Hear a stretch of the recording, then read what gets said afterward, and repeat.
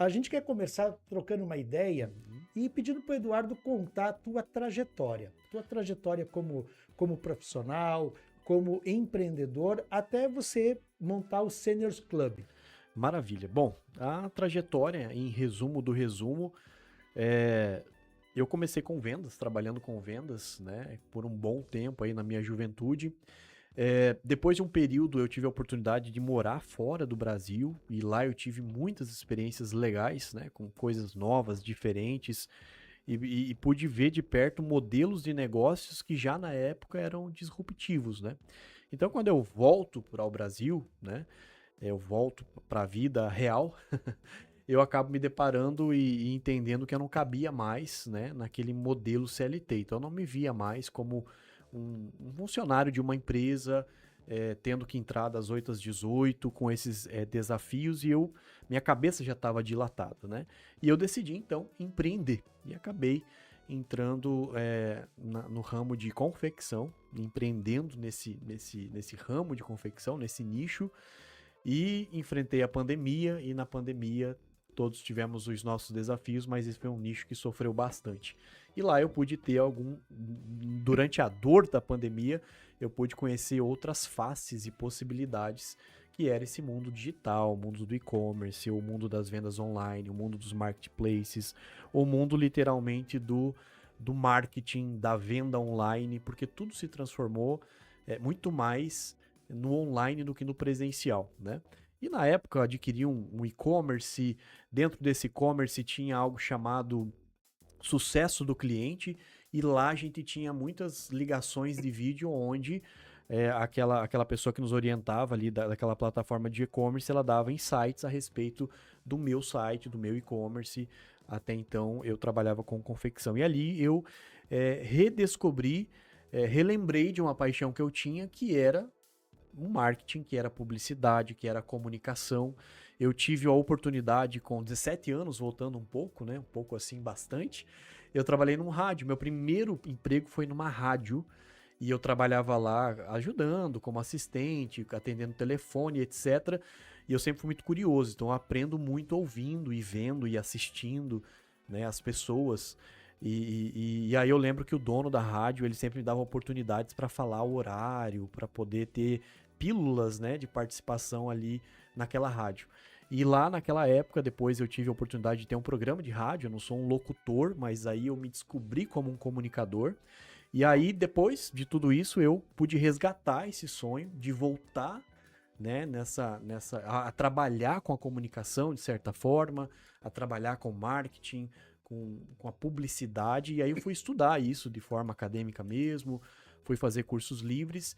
Aconteceram várias situações.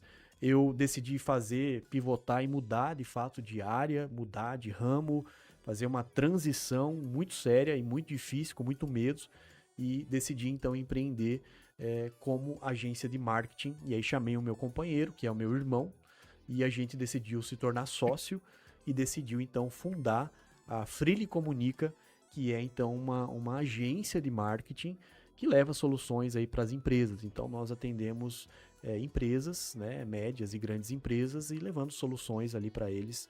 E a gente começou a entender que marketing é tudo, o marketing ele está em todos os lugares, né? A publicidade ela está estampada em todos os lugares. E aí a gente então foi traçando essa trajetória, né?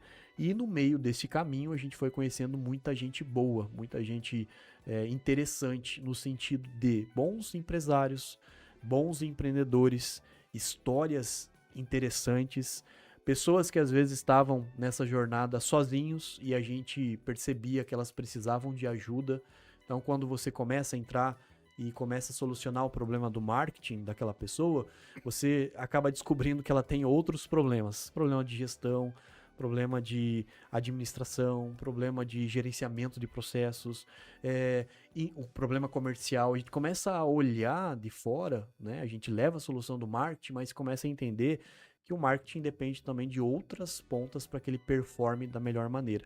E a gente começou a pensar, por que não colocar todas essas pessoas interessantes que a gente conhece juntas num só lugar, onde elas possam se conhecer elas possam ser interessantes umas para as outras e elas possam aprender umas com as outras, trocar esse conhecimento e, quem sabe, levar a solução uns para os outros. E aí a gente decidiu, então, fundar o Seniors, também com um contexto onde a gente gostava de conectar as pessoas, acabava nunca ganhando nada com isso, conectava apenas pelo prazer de ajudar as pessoas, mas a gente começou a entender que isso também podia se tornar um negócio, isso também podia se tornar uma marca, isso também podia se tornar um projeto. E aí surgiu de forma oficial em 2024, ano passado, ali já no metade do ano 2024, o Seniors, que começou com um grupo de WhatsApp e depois começou a se transformar aí em reuniões presenciais e tem sido bem legal.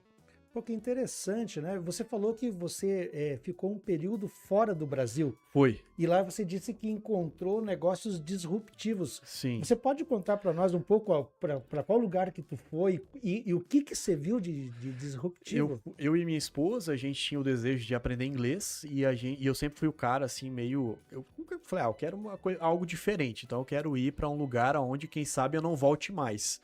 A gente foi pro outro lado do mundo, foi para a Austrália. Que de fato é tão longe que eu não sei se eu vou voltar mais lá, né?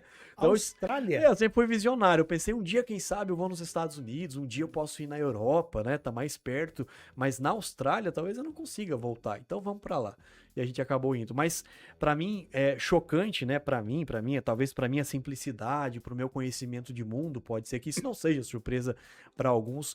Mas era você poder ir num posto que se chama, por exemplo, 7-Eleven, que é uma rede de franquias de postos de gasolina. E lá dentro tinha uma máquina de café que você fazia o seu café por $1.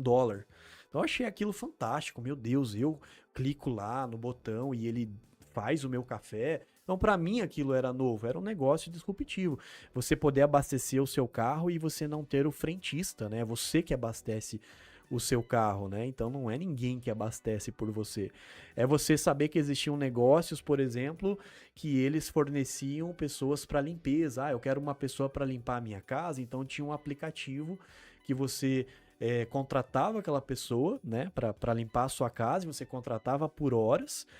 Por vezes elas não se viam, então só se contratava pelo aplicativo, a pessoa fazia aquela limpeza, o dono da casa podia avaliar e fazer o pagamento pelo aplicativo.